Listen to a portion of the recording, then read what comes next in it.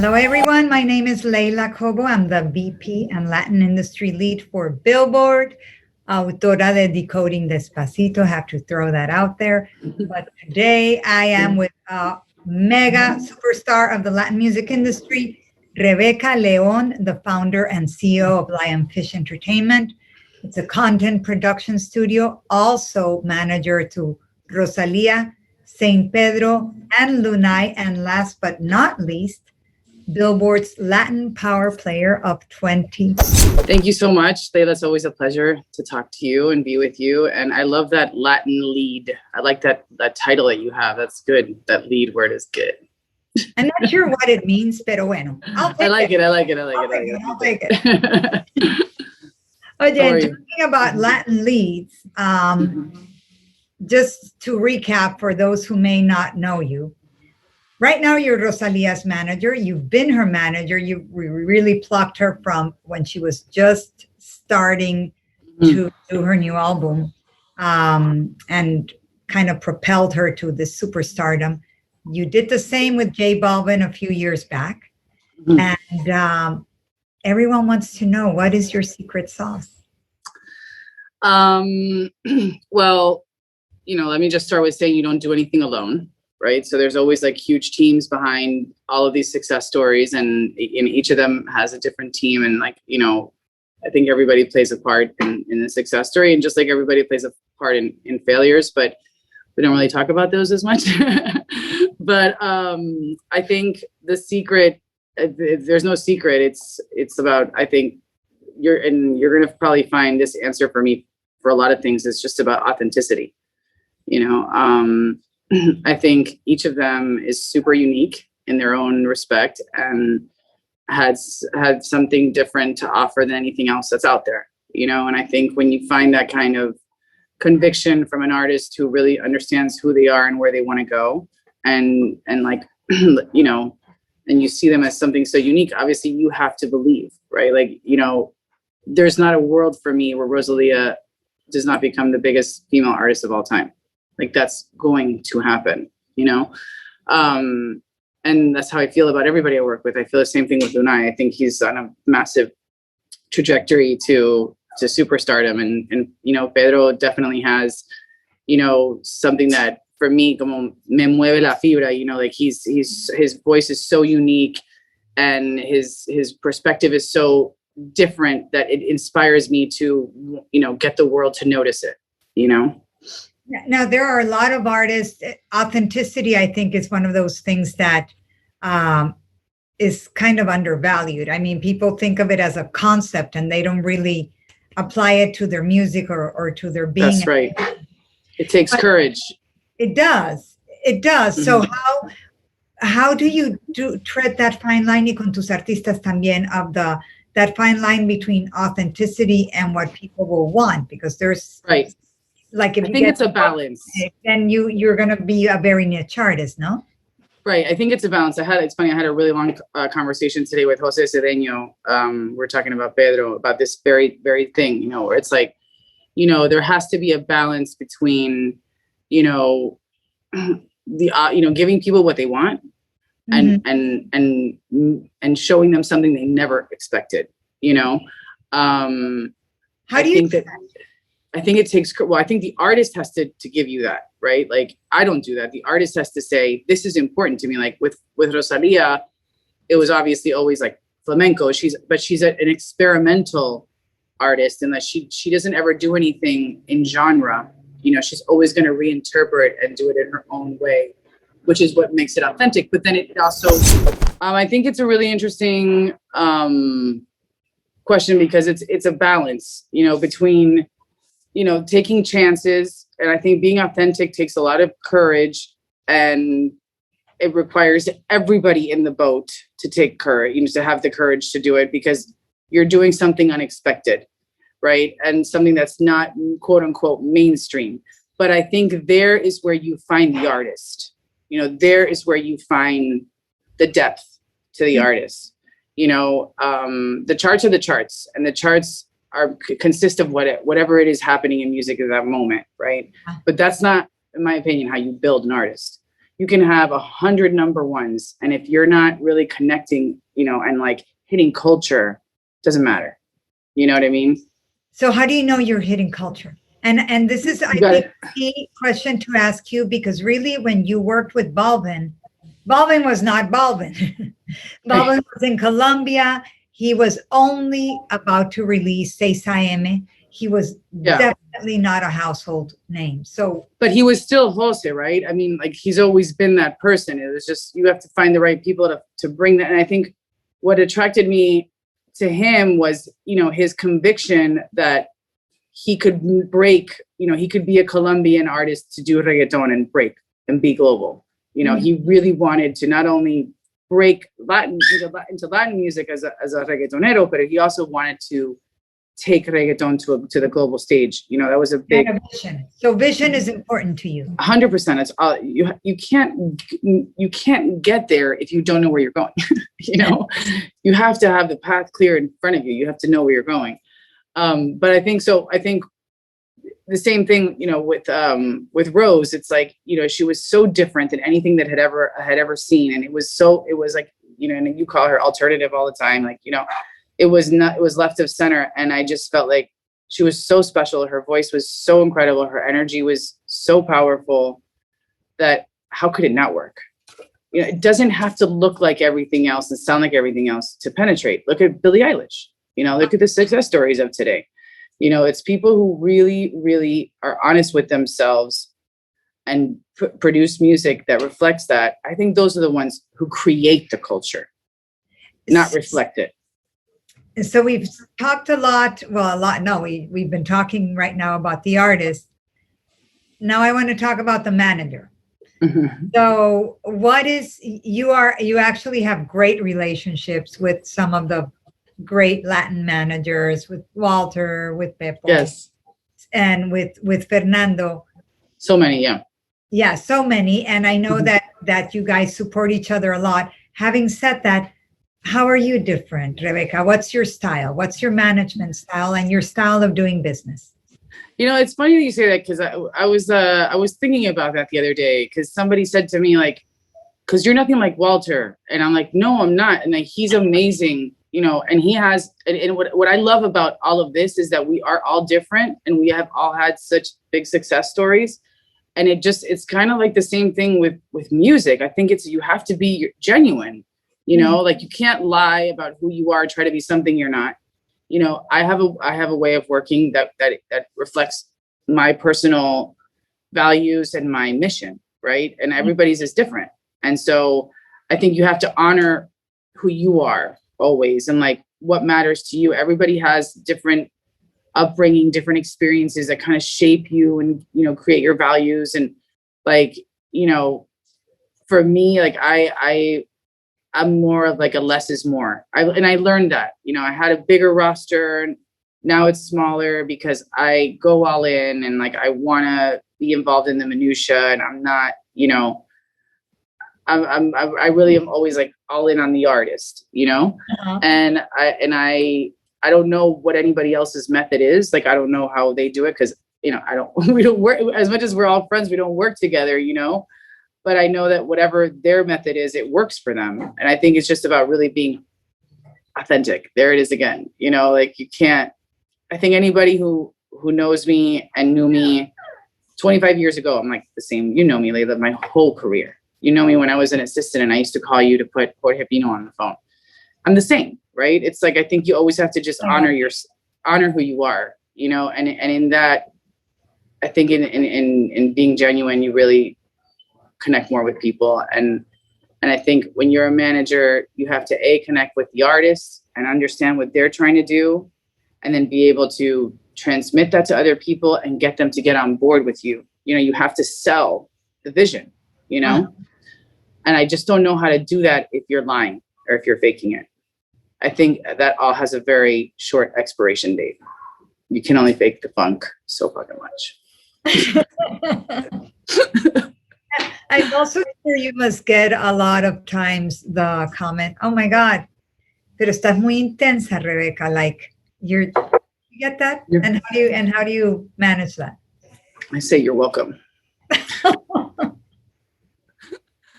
I can't not be intense. You know, that's part of who I am. You know, if I told you I wasn't, I'd be lying, right? So it's like, yeah, that's part of, you know, honoring. It's like, I'm intense. I'm intense because when I believe in something, I want to get it. I want to make it happen. And I think, you know, intensity, persistence, it's a fine line. But also it's hard to get anything accomplished without that steady follow-up. You can't be casual about anything. You know, I don't believe you can be casual. I think if you approach something casually, you're going to get very mediocre results, you know? So if you ask me to do something, I'm going to go all in, you know? And if I'm managing somebody, like, we're going to do this shit, you know, we're going to get there, you know, like I don't casually do it, you know? So I think that's part of, I think also I've learned that it's all so difficult. I think creating, you know, like these, like, it's very hard to make things happen because there's more obstacles than there are, you know, easy paths, you know? Now you, I'm unapologetic about that, by the way. And I think for the record, most women should be, because I think it's an issue that I hear a lot of women say, where it's like, oh, I was, you know, speaking with the FIU class last week or a couple weeks ago, and a girl said to me, well, I'm a female. I'm like, you know, people say that I'm too intense. I was like, that's their fucking problem. You know what I mean? Like, I don't ever hear somebody telling a man he's too intense, que bájale, you know? So I don't know. I'm unapologetic about that.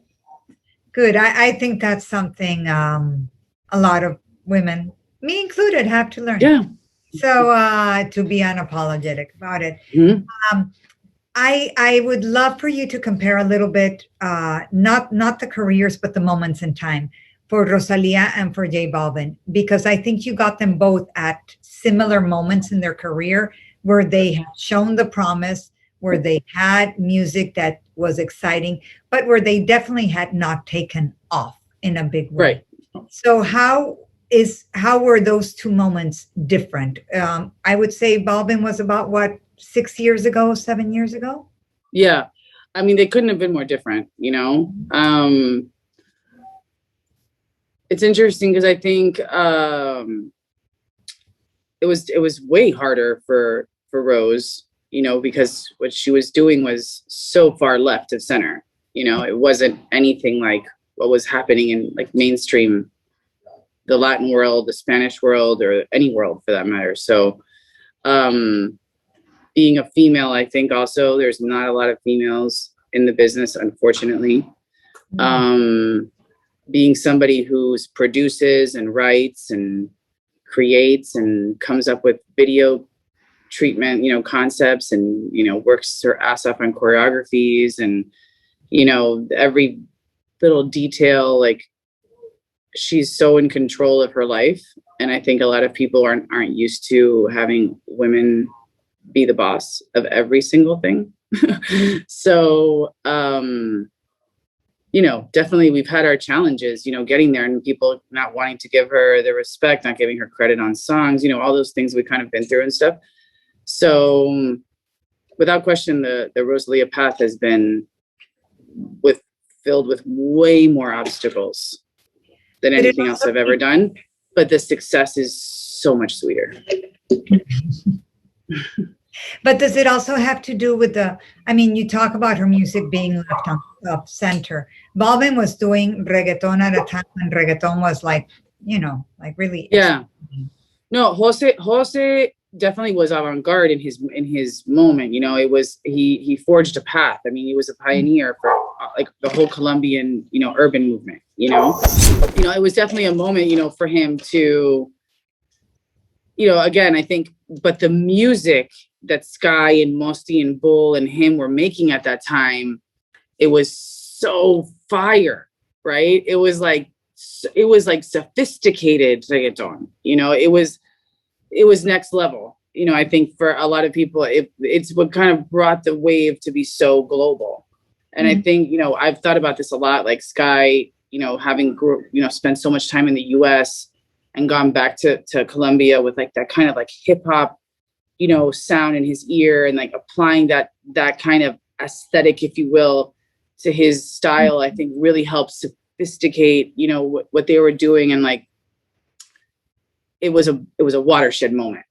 And it was a moment where I think everybody leveled up. Right. So that was really exciting, but it wasn't and hosted.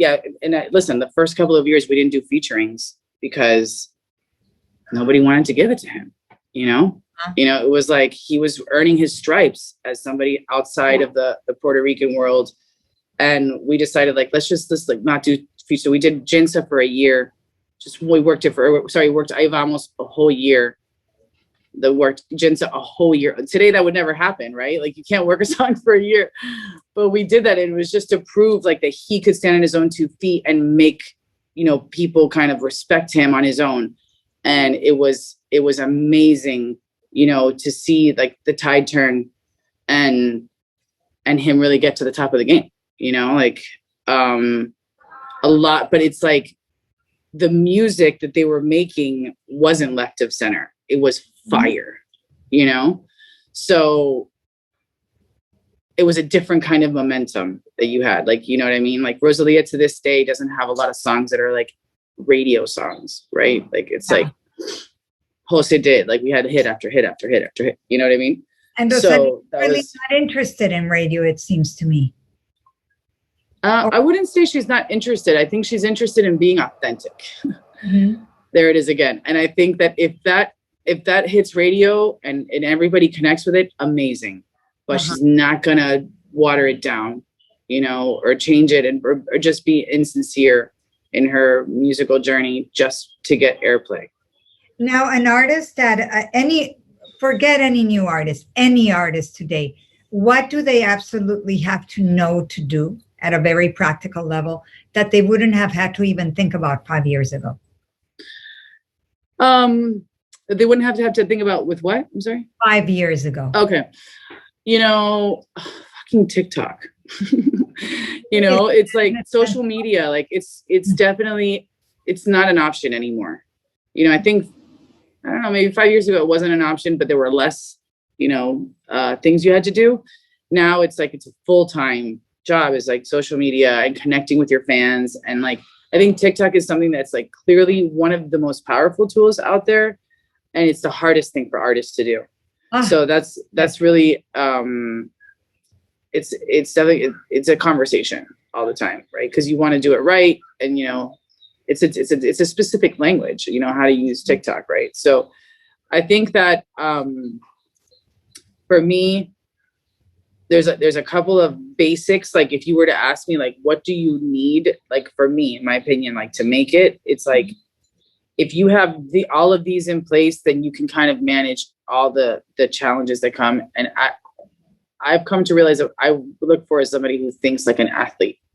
They have the discipline, they prepare, they practice, they look at film to get better, they're coachable, they want to hear feedback, they want to be better, they're team players, they play to win, they're competitive, they respect everybody's time, you know what I mean? Like it's just really have their shit together, and they're really serious about what they're doing and they're committed to it. It's everything from what they put into their bodies, what they put into their brain. Like it's all about getting that best result in the end and winning the gold medal, And I feel that. like, I love that. That's a great analogy. So that's really what I feel like. It's like, you can get there if you don't have all those things, but I don't know about longevity, right? Okay, interesting. So a conversation that is often had these days is independence versus signing with a major label. And this whole question of owning your masters, which wasn't even a conversation 10 years ago, right? You wanted to become a successful recording artist. You really needed to sign with a label. Sign with a major. Able to distribute you. Now, not everybody finds that route, but I still find that your artists are signed in some way, shape, or form to a major label. Why has that worked for you? And what do you recommend different I mean, things? Lunay is an independent, right? La Familia is still funded by Chris and Gabby. Groups, right? I'm a firm believer that I don't have a philosophy about this. I believe it's about the people that you put around the artist, you know? And if those people come in the form of an independent, and if they have all the things you need in a partner, which means they share your vision and they're going to invest and they're going to help you take this thing global, you know, and you guys share, you know, that common, like strategy, then it doesn't matter if it's an independent, it doesn't matter if it's you and your team, it doesn't matter if it's, you know, if it's a major. You can have great experiences at a major, you can have terrible experiences at a major, you have great experiences with an independent, you know, it's like there's no right or wrong, and there's no, and just because I also don't believe that like all labels are bad. I think, you know, Absolutely. or that's to say that all labels are bad, like in the sense of like, just because something didn't work with an artist, that it's the label's fault. You know, there's a lot of factors involved in the failures of things. You know, when something succeeds, everybody, it's like they say, what do they say? Like, success has many fathers and failure is an orphan, you know. And it's like, you know, when something doesn't work, it's everything didn't work, you know. And so you really have to have, I think, that very look at things in not just for like, oh, this person's, you know, like if labels are approaching you and they want to sign your artist, it's like, think about life once you put the album out, once you put what's it going to be like? What's the A&R process with them? Are they going to be involved with you? Are they going to help you? Are they going to impose themselves on you? Like, there's a lot of things you have to understand. Like, you have to ask questions, a lot of questions. Like, what's it going to be like when we roll out marketing? Like, how do these decisions get made? How does this happen? Like, you know, so you really know what you're getting into, because once you're in, you know. Now, Rebeca, one thing that never ceases to surprise me is that even though Latin has become so global, and actually Rosalia, I'm talking about these two specifically because they sing in Spanish 98% of the time. Rosalia and Balvin. Saint Pedro, I know, is bilingual, so it's a different kind of artist. He's born and raised. Yeah, Luna is all Spanish. But when you have an all Spanish artist, you still need to think of marketing in Latin America, en los territorios, and then also marketing globally, right? Or are you thinking of it more as one piece? I don't think about, I think about it like one piece. I mean, yeah, then there are things that happen, and once you know, release music, and then, you know, things have come up in Mexico or in Argentina or Colombia or Spain, you know, that you activate, you know, or you act on, or you do specific collabs. I don't believe in collabs for marketing. You know, I'm not one of these people that's like, oh, you know what we should do? We should get an artist from, you know, this place because we need more, you know. No, I always go back to authenticity. You know, like, you can't contrive those kind of things. I don't think it has staying power. I think it works and then it doesn't. You know what I mean? Momento. Yeah. So, but you still need to focus like on your Argentine fans, por decir algo. Claro, no, listen, I think one of the things that people don't talk about enough, and I think it's really super important, is having a close relationship with your fan clubs. You know, knowing those people that run your fan clubs, because you have Rosalia Argentina, you have Rosalia Spain, you have Rosalia, you know, you have all of these girls everywhere. And same thing with Lunai's fan clubs are fucking amazing. Like, they're so fire. And we know all these girls and guys, like, on a personal basis, and we Zoom with them, we talk to them, we communicate with them. You know, that's the most important thing, is like, those are your loyal customer fan base that really cares about what you posted, cares about you where you released, who you collabed with, what was in the video, you know, all those details that you sweat out.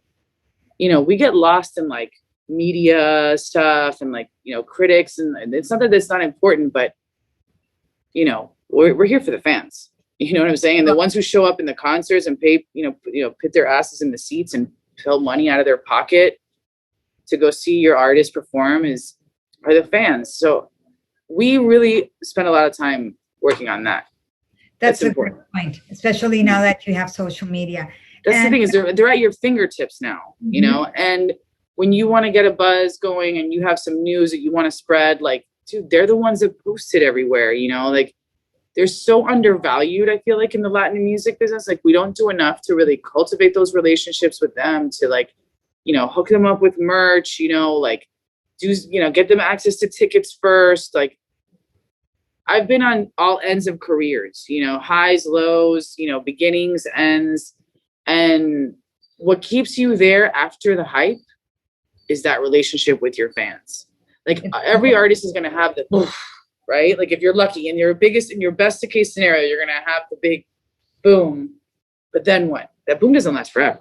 You know, maybe you can make it last a long time, but you're still going to get to a certain point where there's going to be, you know, ebbs and flows. And then you can, and you know, there's always ebbs and flows, right? But what keeps you there consistently selling tickets, you know, which is the end of the day, you know, what makes the world go round in music is like your fan relationship. So And I think that's super important. I love that. And before we leave, you touched upon briefly on the songwriting credits, which has been a point of contention in the Latin industry. I think it's been brewing for a couple of years, especially with all these collabs. Who gets the songwriting credit, number one? And on that beautiful little Spotify song title, sometimes we see that there's 8 artists in a collab, but you only see 4 or 5 names. So how does that work? How does that affect the artist? And what should artists who are watching us today know, especially new artists? Like, what kind of ground rules? ¿Qué reglas de juego? ¿Con qué reglas de juego entra uno al estudio de grabación cuando va a co-write con 38 personas? Wow, yeah. Pasar ahora hoy? That's an interesting one. Ground rules. Are there ground rules? Maybe there aren't. No, there are no ground rules. Of course not. I mean, listen, this is a complicated situation because I think well, let me just say this. I've never taken songwriting credit, although I've been a part of making many songs happen, you know, and I haven't seen, I have yet to see you in a credit. I see a lot of other managers in credits. I don't see you won't find me in that credit, you know. I've been offered it many times. You know, I think it's a way that people use it to resolve business. Like, okay, well, hey, you helped me with this song, so here, take 5 points, take 2 points, you know, this and that, whatever. The letters of direction, like, for whatever reason, don't work because you never end up getting the money because of recoupment and blah, blah, blah, blah, blah, blah, blah. So people have decided to just list these people as songwriters. And it started off, I think, something very casual. I don't think it was a deliberate, like, we're going to, like, upset the business doing this. And then it just became. And Rebeca, a parenthesis, this is not Latin only, you know, so everybody, esto no es solamente en el mundo latino, esto pasa a todos los niños. Oh, I didn't know it happened outside of the Latin music business. Yeah. Because none of my friends, like, that are American managers do that, you know, subscribe to any of that. So yeah, no, maybe not your friends, pero no, sure, it happens. I'm saying I'm not doubting you. I just didn't know it happened, you know, outside of our space. I think that one thing is to assign somebody some money, like a business gesture. Another thing is for them to be listed as a songwriter and end up on Billboard's top 10 best songwriters of the year, and show up at award shows receiving awards. I think the creative process is so sacred, and I respect artists so much and creators so much. I just can't get my head around taking the buck, like we talked about. You know, you didn't write the song. Just because you were in the room and you made some calls, and I mean, you know how many people I've put together that have made fucking hit songs? I mean, it's ridiculous. You know, that's what we do, right? Like, I don't think they should be getting recognized by publications, and it's so bad for the artist. And that's what bothers me the most, is like, if we could just step outside of, like, our, like, industry bubble for a second and think about how a fan sees that. Like, a fan is like, your manager wrote that song with you. Like, it makes the artist look so whack. You know, it's not good. It makes you not believe in that artist. You know what I'm saying? It's like, that's like, dude, no sé, como que no lo veo bien. I just don't. Strange. I think honestly, it's very unhealthy for the business, and it's very bad for the artists. And for the producers. And by the way, even worse, to have managers that when you try to do business with somebody, the manager says to you, well, if you want to do a song with my producer or my writer, I also have to have writing credit. Can you imagine if everybody who called me to work with any of my artists, I had to get song credit, writing credit for it? Can you imagine? Like, I don't understand, like it's but that I put on the fault of the artist who allows it to happen, the man or the producer who allows it to happen. You're getting punked, just so you know. And people will really want to work with that writer or producer without having the hassle of somebody putting a gun to their head saying, well, I also need 5 points on this. Otherwise it's not happening. Yeah. It's not cool. At the end of the day, like you said, it cycles, no? And it will eventually, that producer one day is going to wake up and go, oh my God. Because eventually so many people are going to be pissed, Yeah. But that's why I prefer to know my place. I know what I do. I'm not a songwriter, and I'm a business person, and I don't need to be eating off songwriters' plates to make my money. Yeah. And before we leave, Rebeca, it's been a pandemic year. Your artists have been very active. Rosalia, of course, has released a couple of smashes, including that very haunting and beautiful duet with Billie Eilish. Lunay has a new deal, a clothing deal that sold out in seconds. Saint Pedro is working for new music. Can you, con la velocidad del rayo, tell us what's coming in June for each of your three artists so that we can... For each of them? Or in May, actually, because this is in May. Yeah. Okay. Pero así very quickly. Rose is working on her new album. Hopefully we'll have new music to share, this year, God willing. Album in full? Not album, no album. And she's still working. So try not to put any pressure on that situation and let her finish and Rose. And reveal her amazing work to us. Lunay's amazing. We're releasing a lot of songs. We have a lot of big campaigns. We have a huge Toyota campaign coming out next month, and amazing fire music, and really excited about him. Saint Pedro. Yeah, what I'm most excited about is to get Saint Pedro touring, to get him in front of people singing live. I can't wait for people to get to know him and experience that. And also really working hard on the studio side of the business with, a bunch of films and TV projects that we're working on, and taking advantage of this moment that Latin culture is having to really take this to the next level. And can we expect more news on your HBO series? I hope so. We're working hard on that. Yes, I hope so. The series inspired by Rebeca's life, although it's not a biographical series, but it is about a female executive. Yes? It's about a female exec, yes, in the music business. But it's not me. It obviously pulls from a lot of my stories and experiences, but it's not, there's no storyline that's mine. It's just funny moments that we've lived, things that you experienced, and pulling from those type of experiences. But it's not based on any artist or any of my life experience. I want to be super clear about that, because it's really not. But it's a lot of fun. And I think just really passionate about making content where we put women at the forefront. And I think something that's really important to me is I'm looking to find myself in films. I'm looking to see somebody that I go, oh, wow, that I see myself in that person. So yeah, so really want to show some boss bitches in action. Bueno, aquí, not that I want to say goodbye saying thank you, boss bitch. You can, me encanta. Thank you, Rebeca. Thank you, Leila. Gracias a todos, LAMC. We invite you to continue watching. Thank you to Tomas Cookman. Thank you so much for having me. I love LAMC. I got I earned my stripes in the business in alternative music. So LAMC always has a soft spot in my heart for me. So thank you for inviting me. Gracias a todos. Keep watching.